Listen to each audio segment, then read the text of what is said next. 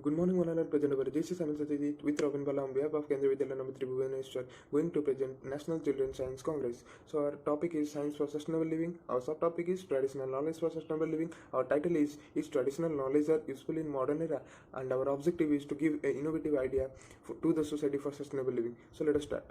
First of all, if you see the chart paper 2, the people are observing the Earth Day to eliminate future. Basically, they were observing this by switch offing their electricity and switch offing their candles in order to have a protective environment, in order to have a dust and garbage free environment, in order to save the climate change. So if you see the second picture, there is a culture and tradition. The people of the village were observing a festival, and if you see the fourth picture, there is a midday meal program picture where the people were taking the midday meal and the students were taking the midday meal. If you see the fourth picture, there is a book bank where the students are reading. So if you see the result of this program, if you see the result, there is a tremendous result on this program. If you see the midday meal program is gaining day by day popularity. The students were not getting food in their home due to the lack of money. They were getting benefited. If you see the rainwater harvesting, many houses have more consumption of water. If they will practice this type of method, they can easily save more and more fresh water. If you see the women empowerment also increased in the 21st century.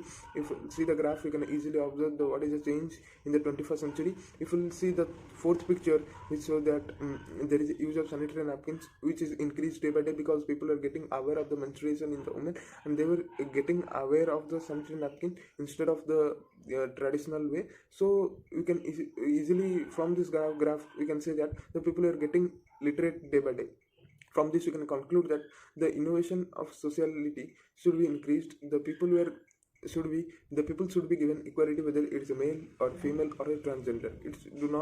There should not be any discrimination. The people should not believe on the taboos, and the people should conserve the natural resources just like water. There are many natural resources like coal, petroleum, many more. And the government should focus on the child and women empowerment, and the midday meal program should be continued because many people are getting benefited because they were not getting any food in their home. They were in a hungry got they were studying, and in every day and every village there should be a book bank so that the people and the students can get knowledge out of it. If we'll focus on the project, we can easily see the first topic. There is a awareness program on the menstruation by Mr. Arunachalam. Basically, Mr. Arunachalam is an entrepreneur which is focusing to create a sanitary napkins, which is basically of low of cost. He is a entrepreneur which have created given a Padma Shri award because he has created a tremendous result out of this. If we'll focus on the second part, there is a gender discrimination in the Odisha.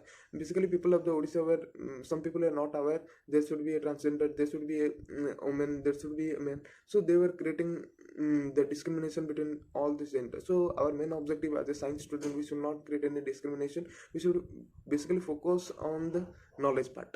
If you see the third part, there is a focus 4I process. It basically shows that the people should not given any inequality. The people should given inequality, and the people should integrately live in a colony or in a city. So there should not be injustice with anyone. All should be given equal opportunity. Let us move towards the framework of our project.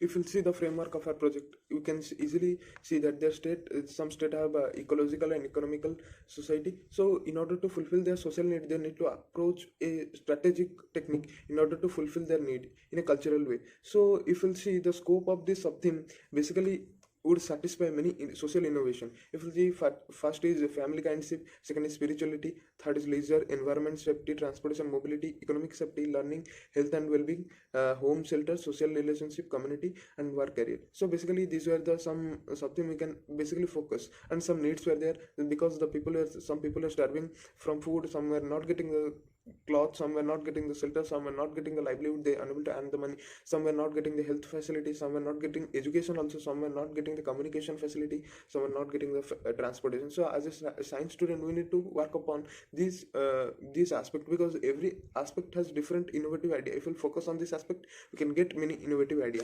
So this is a framework which we can focus. We can take measures like reuse, remanufacture, repurpose, recycle.